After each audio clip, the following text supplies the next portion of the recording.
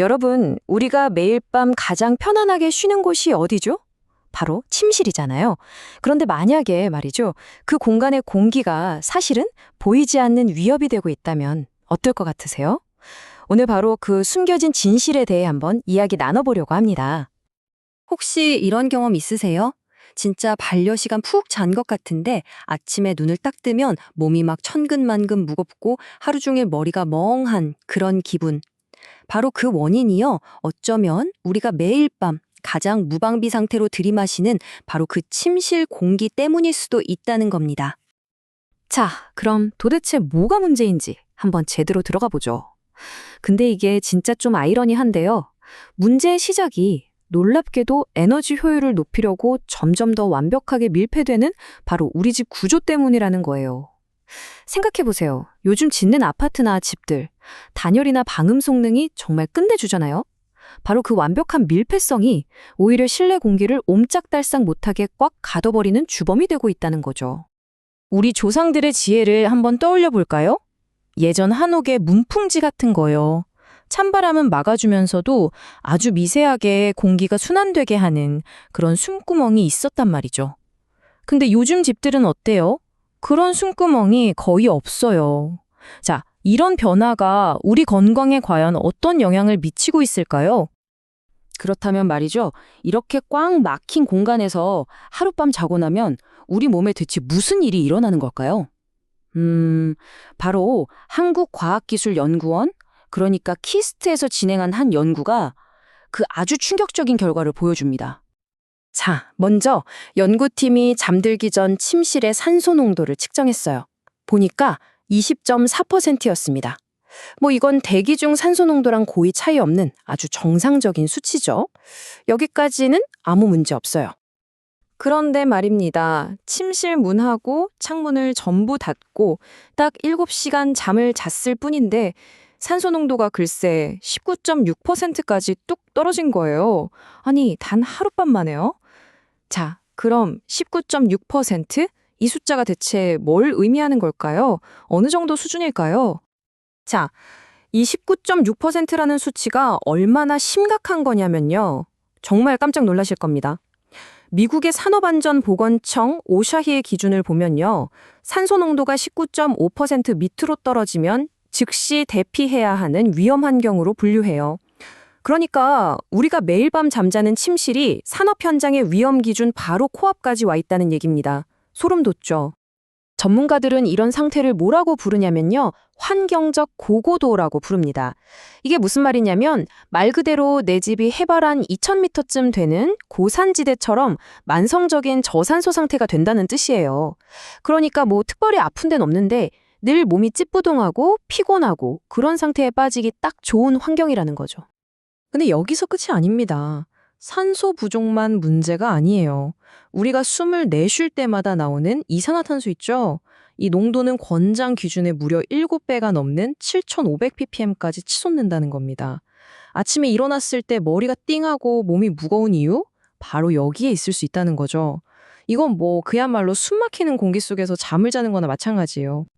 자, 그럼 정리를 해보면 산소는 부족하고 이산화탄소는 가득하고 이런 공기 속에서 자는 잠이 과연 우리 몸, 특히 우리 몸의 컨트롤 타워인 뇌 건강에는 어떤 영향을 미칠까요? 이게 정말 중요합니다. 우리 뇌에는요, 아주 특별한 청소 시스템이 있어요. 글림프 시스템이라고 하는데요. 일종의 뇌 속 청소부라고 생각하시면 돼요. 근데 이 청소부가 되게 까다로워서 오직 우리가 깊은 잠에 빠졌을 때만 출동을 합니다. 출동해서 뭘 하냐? 낮 동안 뇌에 쌓인 온갖 노폐물, 특히나 알츠하이머의 주범으로 지목되는 베타 아밀로이드 같은 독성 단백질 찌꺼기들을 뇌척수액으로 아주 말끔하게 씻어내주는 거죠. 자, 바로 여기가 핵심입니다. 산소가 부족하면 깊은 잠을 잘 수가 없잖아요? 그럼 어떻게 될까요?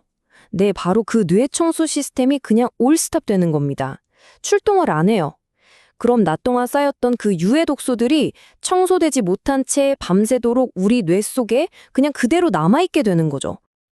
이런 상황이 매일 밤 반복된다면요? 만성적인 산소 부족은 결국 치매의 위험 요인이 될 수 있습니다.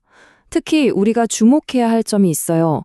알츠하이머 환자가 남성보다 여성이 2배 이상 많다는 사실 알고 계셨나요? 그 중에서도 갱년기를 겪으면서 수면의 질이 뚝 떨어지는 50대, 60대 여성분들이 나중에 치매에 걸릴 가능성이 더 높다는 분석이 있습니다. 정말 수면의 질 관리가 얼마나 중요한지 보여주는 대목이죠. 자, 그럼 이 보이지 않는 위협, 도대체 어떻게 해결해야 할까요? 아마 많은 분들이 그럼 공기청정기 틀면 되지 라고 생각하실 거예요. 하지만 이건 역할이 완전히 다릅니다. 전혀 다른 이야기예요. 이 차이를 어항에 비유하면 이해가 정말 쉬워요. 자, 어항에 물이 더러워지면 뭘 설치하죠? 여과기를 달죠. 공기청정기가 바로 그 여과기 같은 역할입니다. 공기 중에 나쁜 입자들을 걸러내는 거죠. 그런데 물고기가 숨 쉬려면 뭐가 필요하죠? 보글보글 산소방울을 만들어주는 기포 발생기가 꼭 있어야 하잖아요. 산소 발생기가 바로 그겁니다. 그러니까 지금 우리 침실에 필요한 건 공기를 거르는 것뿐만 아니라 생명에 필수적인 산소를 더해주는 거라는 거죠. 그럼 산소 발생기는 어떻게 산소를 만들어낼까요? 아주 간단해요. 공기 중에서 필요 없는 질소는 쫙 분리해내고 70% 이상의 고농도 산소만 딱 모아서 실내로 공급해주는 장치입니다. 그러니까 단순히 공기를 깨끗하게 만드는 차원을 넘어서 부족해진 산소의 양 자체를 늘려주는 거예요. 우리 침실을 마치 저기 상쾌한 숲속이나 바닷가처럼 산소가 풍부한 곳으로 바꿔주는 거죠. 사실 최고의 컨디션을 항상 유지해야 하는 그런 곳들은요, 이미 발빠르게 움직이고 있어요. 과연 누가 이런 보이지 않는 공기의 가치에 먼저 투자하고 있을까요? 한번 볼까요? 최고의 퍼포먼스가 생명인 YG나 JYP 같은 대형 기획사는 물론이고요. 신세계 백화점의 최상위 VIP를 위한 트리니티 라운지, 메리어트 같은 특급 호텔이나 고급 주거시설, 그리고 최고의 집중력이 필요한 최신 오피스나 학원가까지 정말 다양한 곳에서 이미 이 산소 환경을 그냥 옵션이 아니라 성능 향상을 위한 아주 중요한 투자로 보고 있다는 겁니다. 특히 JYP의 박진영 대표님 이야기는 유명하죠. 사옥을 지으면서 직원들 건강을 위해 유기농 식당을 만든 것과 함께 모든 방에 산소 발생기를 설치했대요. 그분의 철학이 좋은 걸 먹는 것보다 나쁜 걸 먹지 않는 게 훨씬 더 중요하다는 건데요. 이 철학이 공기에도 똑같이 적용되는 거죠. 나쁜 공기를 마시지 않는 것, 이게 그만큼 중요하다는 겁니다. 그러니까요, 이건 단순히 가전제품 하나 더 사야지 하는 그런 개념이 아니라는 거예요. 이걸 미래의 내 건강을 위한 가장 근본적이고 확실한 예방 투자의 관점으로 바라봐야 한다는 겁니다. 혹시 중국의 전설적인 명의 편작 이야기 아세요?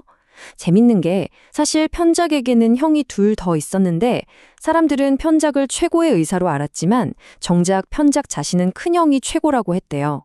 왜냐하면 큰형은 병이 생기기 전에 얼굴빛만 보고도 미리 원인을 다스려서 병 자체를 막았다는 거예요. 그래서 세상의 이름은 알려지지 않았지만 사실은 가장 뛰어난 의사였던 거죠.